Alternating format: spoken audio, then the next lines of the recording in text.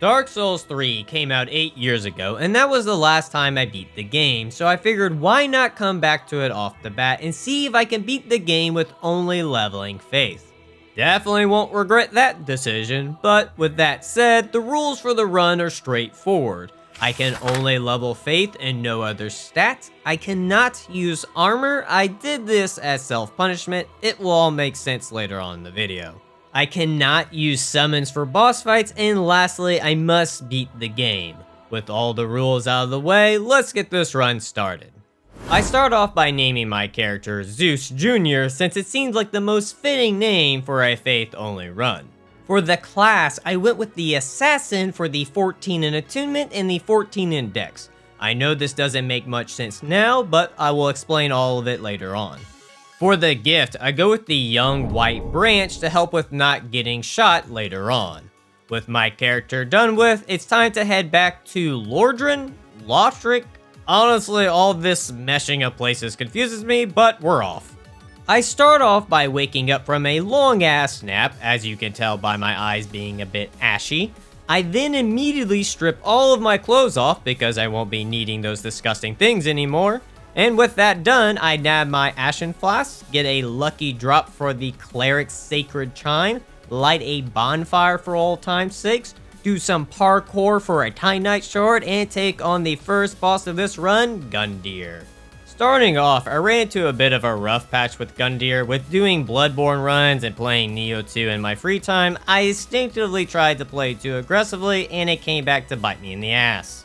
Definitely won't become a recurring theme on this run, that's for sure, but once I decided to be a bit more patient, I was finally able to take out Gundyr. From here, I head into Firelink Shrine and buy myself a short sword. I do this because the short sword does a bit more damage than the stock due to doing standard damage over thrusting, which Vort, the upcoming boss, has a higher resistance to. I then head back outside to do the tree skip. Nice to see I haven't lost my touch in 8 years. I then pick up an Estus Shard and the coveted Silver Serpent Ring. Before leaving for Lothric, I level my Faith up to 11. Once done leveling, I make my way to Lothric, kill the locals who are not praying to Zeus, and pick up some gold pine resin. I then collect some Titanite Shards and Estus Shards. Tried to do a speed run skip and failed at it miserably, and befriended an old lady who gave me a boner. I mean banner. With all that done, it's time to take on Vort of the Boreal Valley. Vort didn't put up that much of a fight. With having gold pine resin and me hanging out by his cold goods, I had no issues getting hits in. Now, it did get a bit scary near the end when Vort shoved his package into my face, but nothing I'm not used to. And with that, Vort goes down. After returning Vort's package back to UPS, I find a hermit that is willing to offer me free levels for dying, so I then proceed to yeet thyself off a cliff multiple times until I look like a 25-year-old woman in the eyes of Leonardo DiCaprio, to level my Faith up to 21. Once done hollowing, the hermit dies and a woman who would definitely do bad things to me, wink wink, appears for me to buy the Londor Braille Divine Tome. After buying the tome, I head back to Undead Settlement to get some charcoal pine resin, an Estus Shard, an Undead Bone Shard, some Titanite Shards, and finally a hand axe for later. Once done collecting those goods, I saved Arena so I can give her the Londor Tome to be able to buy Dark Blade for later. From here, I meet up with everyone's favorite Onion Boy to team up and slay a demon. And what better way to end a demon slaying than having a few drinks afterwards. While in the area, I pick up the Flint Ring to help with damage and the Calorimetry Ring for your faster stamina recovery. At this point, I decide to do a bit of grinding to get my Faith up to 30 and to buy the Dark Blade, which I thought you needed 30 Faith to use, but come to find out it was only 25. After getting Dark Blade, it was time to take on the Crystal Sage. For the Crystal Sage, I went with the Hand Axe since its base damage is more than the Short Sword, and it seems to use a bit less stamina when being two-handed. So with these Crystal Sage having 0 resistance to dark damage and having a quick weapon to attack, I had no issues DPSing her down. It just took a minute with all the chasing. A semi-improved version of the Witches of Hemwick fight. With the Crystal Sage dead, I make my way into the Cathedral of the Deep. Now, for the reason I picked the Assassin class and came here so early on. Behind the giant on the right hand side, you can go behind the doors and get Saint Bident. Saint Bident is a Dex Faith weapon, which you need 14 Dex to use, which is the reason I went with the Assassin class. Plus, the Assassin class also has the 14 in attunement like the Cleric class, so that means 2 spell slots. Now, the weapon does need 12 strength to use single-handed, but since you can two-hand weapons to make up for strength stat, I was still able to use it. Also, while in the area, I made sure to pick up Lloyd's Sword Ring as well. So after getting my new weapon, I used all of my saved up Time Knight shards to upgrade it to +3 and upgrade my Cleric Chimes to +1. With that done, I head over to Cursed Rotted Greatwood, applied some charcoal resin, and popped some sacks for an easy victory. After taking on every Pimple Popper's favorite boss, I level my faith to 34 to take on the Deacons of the Deep. I honestly didn't think this fight was going to give me any trouble, but with having low health, it really didn't take much for me to go down. It also didn't help that I was using Dark Blade. Now, it did help with damage, but the Deacons of the Deep have a 44% absorption to dark damage, so it didn't help as much as I would like. What I should have done is gone to Fair and Keep to get Dream Chaser's Ashes for Gold Pine Resin and Lightning Spear, but since I was winging it at the time, I had no clue it was over there. So after dying 4 times, I finally remembered that you can lead the group to the back so when the main boss appears, you don't have to deal with them. Once doing that, I didn't have too much of an issue winning this fight. With the Deacons 10 feet under, I made my way through Fair and Keep, lighting all 3 fires, stumbling across the Sunlight Talisman, the Lightning Spear, and the Dream Chaser's Ashes. Honestly, I had no clue they were here. Found an old friend from DS1 who apparently turned into stone and you can break his legs off apparently. From now on, you will be called Lieutenant Demon. After that reunion, I learned that another Dark Tome was at the Cathedral of the Deep in a Mimic chest, so I killed it to get access to Deep Protection and Gnaw. Really wish I knew about this sooner. Deep Protection definitely would have helped out for the Deacon fight. Once done there, I did some grinding for souls to be able to buy Time Knight shards to then upgrade my chimes and talisman to +3 and use the 2 large Time Knight shards I got in Fair and Keep to get my spear to +4. Before leaving, I buy some Gold Pine Resin and level my faith up to 41. With all that prep work done with, it was time to take on the Abyss Watchers. My starting strat for this fight was to use Deep Protection for the damage and stamina buff, and Gnaw for the bleed proc.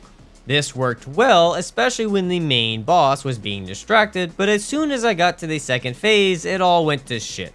And sadly, it's the tale as old as time, where you do your best on the first try and just keep getting worse from there.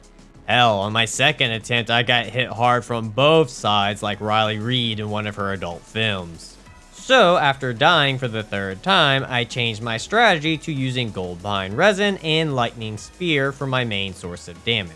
It did get close near the end when I exchanged attacks with the boss, but even with that hiccup, I was able to show the Artorias copycats why they shouldn't mess with Zeus Jr. After zapping the Artorias wannabes to death, I started making my way through the catacombs, and just like in DS1, I despise this area. Don't know what it is about the catacombs, but I always find myself dying multiple times trying to get through it. Eventually, my death streak ended for me to find Walnir, who decided to put up no fight at all. He never once summoned any skeletons, which allowed me to easily run from bracelet to bracelet, having no issues breaking them for an easy win.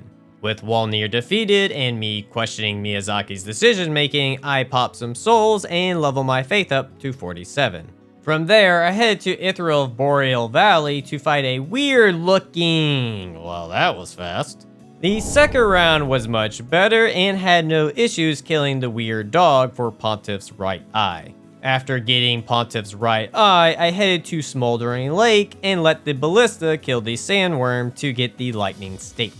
With that done, I decided to take on the Old Demon King, and this is where I hit my first major roadblock in the run. I remember the Old Demon King being a pushover, so I figured I wouldn't have any issues, but that was far from the case. I started off trying to use Dark Blade and Deep Protection, but wasn't getting anywheres with that, so I switched to Lightning Stake and Lightning Spear. Sadly, even with this change, it didn't stop me from dying. I kept trying to fight the demon in front, which led to me getting hit by his fire orb attack, the hilt of his weapon, or weirdly enough, his arm at one point, which makes no sense at all. Which did lead to me trying to fight him from behind, which led to me getting his health low to just die in some of the most stupidest ways possible. Rolling into the fire ring, hesitating to run underneath the fire breath attack, getting hit by the hilt again, and worst of all, finding out he explodes when he is close to dying. That one hurt the most. But after 53 tries, I was finally able to kill the son of a bitch. Once back in Firelink's Shrine, I popped that old bitch's soul and leveled my faith up to 50. Went back to Smoldering Lake collecting large Titanite shards, and then went farm the rest that I needed from the Fire Witches. Also, while I was in the area, I got Doria's Gnawing, which is a stronger version of Gnawing. Once done grinding, I upgraded my equipment to +6 and headed my way through the sewers to end up finding a painting of Guinevere. Man, if only Scully was here. You rang? Oh, hey there, Scully. Did you know about this painting? Of course. Who do you think painted it? You can paint? Oui. Oh. After learning that interesting new fact about Scully, I opened the shortcut to Pontiff, but before taking him on, I decided to do a little bit of prep. I start off by getting the Lightning Blade in Ethereal Dungeon. I then talk to Cirrus to gain the Dark Moon Loyalty Gesture, which I can use to join the Dark Moon Covenant. I then learned that she has the Sunless Talisman, which helps with dark damage, and the only way to get it was by killing her. So I made the hard decision and killed her for the talisman, to then find out that it needs a knit as well as faith for it to be good. I'm going to get an earful in the comments for this one. After committing a mortal sin towards the Cirrus stands, I level my faith up to 60 to take on Pontiff Sullivan.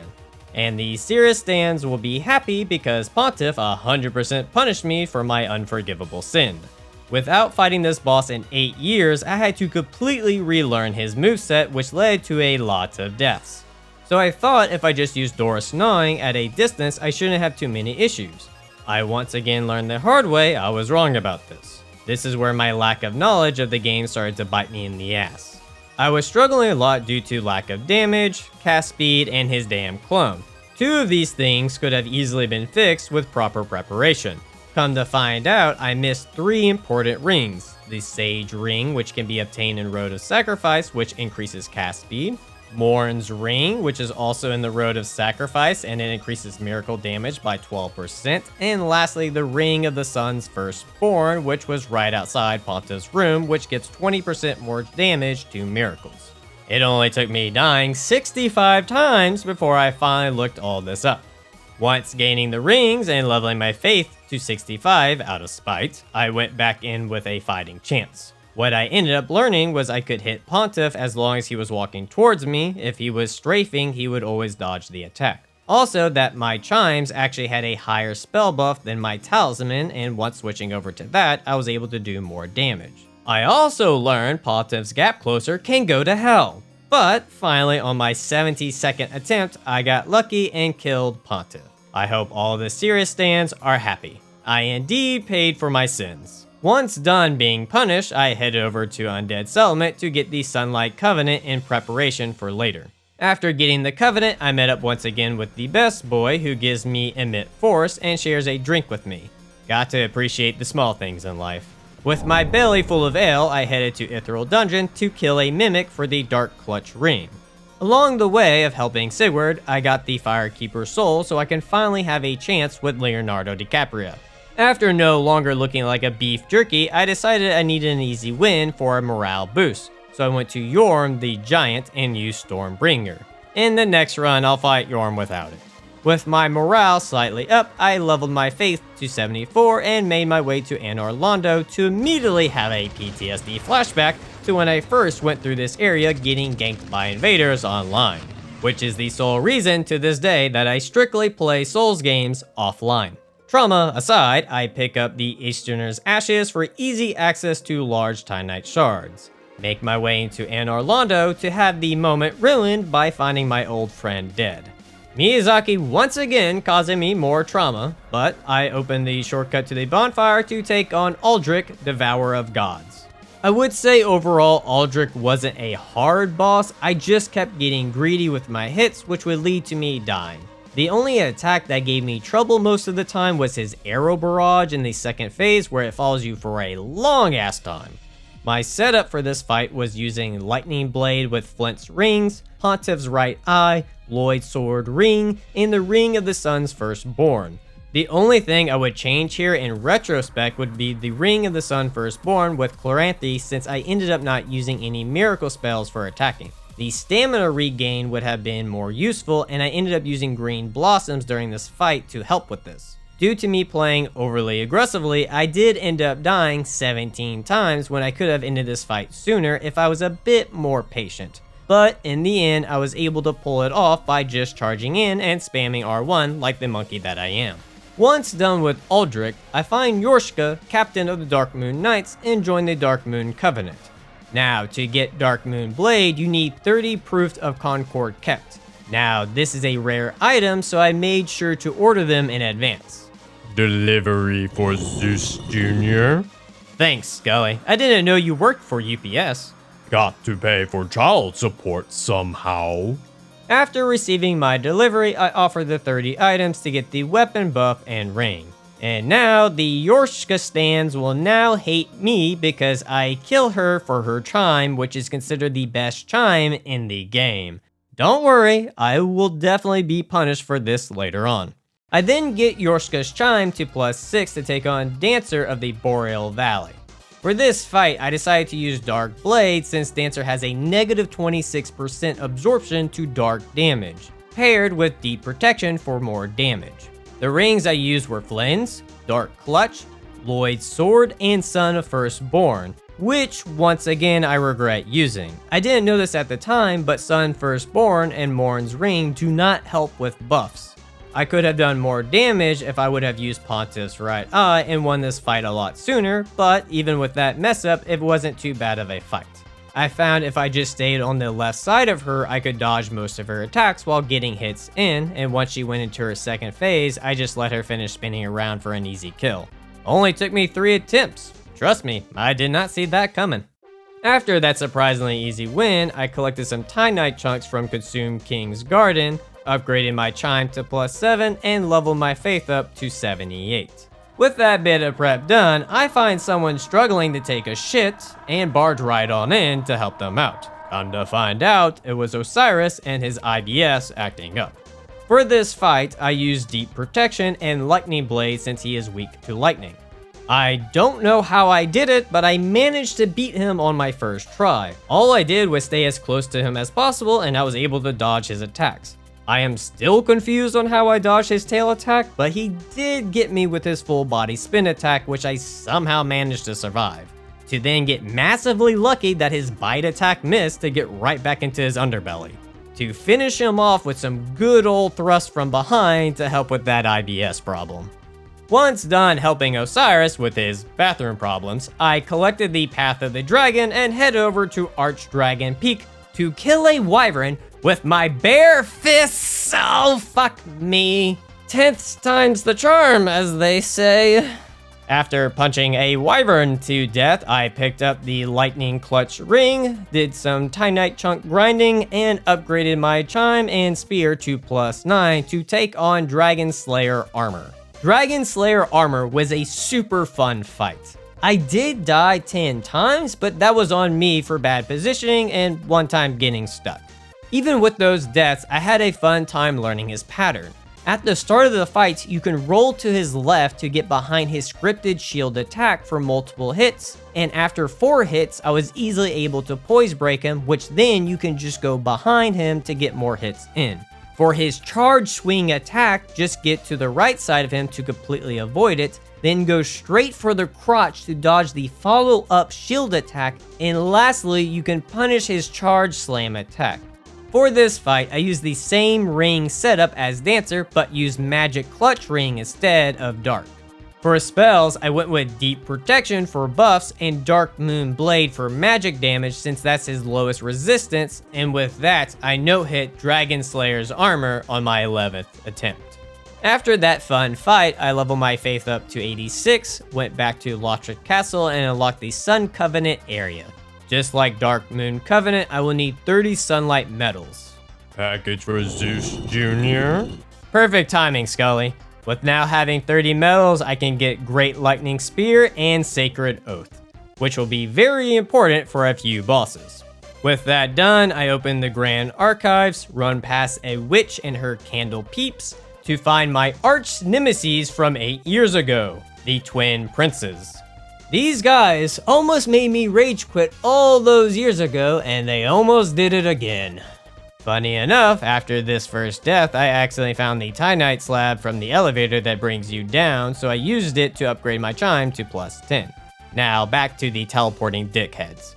For this fight, I used Sacred Oath for buffs, Lightning Blade for lightning damage since they have a negative 20% absorption to it, and Greater Lightning Spear for ranged attacks. For rings, I used Pontiff's Right Eye, Flynn's Ring, Lloyd's Sword, and Lightning Clutch Ring. Sadly, for the life of me, I could not figure out the opening to this fight. Probably close to 80% of my deaths came from their opener. What drove me nuts was you don't know which side they will come from, but the worst is you don't know which attack will be done. It could be the overhead attack that you'll need to roll immediately to dodge, or it could be the slightly delayed attack that you need to wait a second before dodging. Either way, I would get into a pattern with one because the AI would repeat it 2 or 3 times and then change it up to kill me because if you roll too soon on the delayed attack, you will get hit right afterwards. If you wait too long to roll for the overhead, you get hit. And with me having base HP, I died in 1 hit. Now, I did learn to turn the camera around as I walked in to help with this, but it was not a 100% guarantee for me to not get hit. It wasn't until as of now, writing this script, that I rewatched Gino's God Run to see that you can manipulate the AI by facing the fog wall right after entering. Well, at least I know for the future. It ended up getting so bad that I even went and leveled my faith up to 99, and it did not help that much. After somehow surviving the starting attack, I had no issues with the elder brother. Dealing with him is really straightforward. You just need to stay close to him and get behind him for some free hits. Especially when he does his charge attack, it's a great opener to get about 2 or 3 hits in. And this is where my biggest fuck up comes in, the second phase. When doing this phase, I tried to use Great Lightning Spear to weaken the older brother, but ended up causing me more harm than good. I thought by keeping a distance it would lead to an easy victory, but in actuality it made the fight a lot harder. It wasn't until my last 2 attempts that I learned that it's actually easier to deal with them up close since you can get behind them pretty easily to weaken both of them. And the younger brother is less likely to do his heat-seeking projectile attacks when doing this. It only took me dying 114 times in 3 hours to finally beat these son of a bitches. See, Yorsha stands. I indeed was punished for my sins. I hope you're happy. After being bullied by the twin princes, I figured it was time to take on Champion Gundyr. Starting off, I went with the same setup as the princes, which on my 5th attempt, I got really close, but ended up choking right at the end, which led to a decent losing streak. It wasn't until my 16th attempt that I found out he can be bled, so I switched to using Norris Gnawing with the protection for buffs, along with the Sage Ring, the Sun's Firstborn, Morin's, and Lloyd's Shield Ring to make this fight a lot easier. With being able to keep a safe distance, I didn't have too much of an issue killing the big guy. With Champion Gundyr put down, I figured it was time to revisit my favorite boss from all those years ago, the Nameless King. And I'm happy to say it didn't disappoint. I remember the first phase being a bit more of a pain than it was. Don't get me wrong, I did die, but I didn't feel it was as bad as I remembered it from all those years ago. My setup for this fight was using the Lloyd Sword and Shield Ring with Flynn's and Dark Clutch Ring.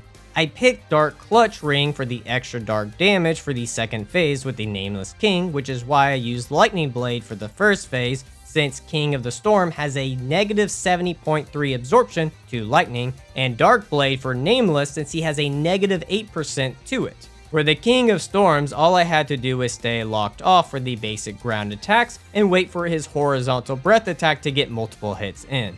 The only time I needed to lock on was when he was flying in the air to avoid the lightning spear and follow-up slash attack from Nameless King. Besides that, I didn't have too many issues with the overgrown chicken, as my girlfriend likes to call him. Now, the second phase was a whole nother story. My first time at Nameless King actually went pretty well. I found out earlier on you can punish his plunge attack, and he has well-telegraphed attacks that aren't too hard to dodge. You can even punish him after his lightning slam attack. What I did find out the hard way is his dash attack. That was a sad moment indeed. Then the curse of the first attempt returned, where every time I got back to him I would die after only getting a few hits in. I did learn I could survive a decent amount of attacks, so that made the fight a bit more manageable, but even after multiple tries, sometimes my luck would just run out.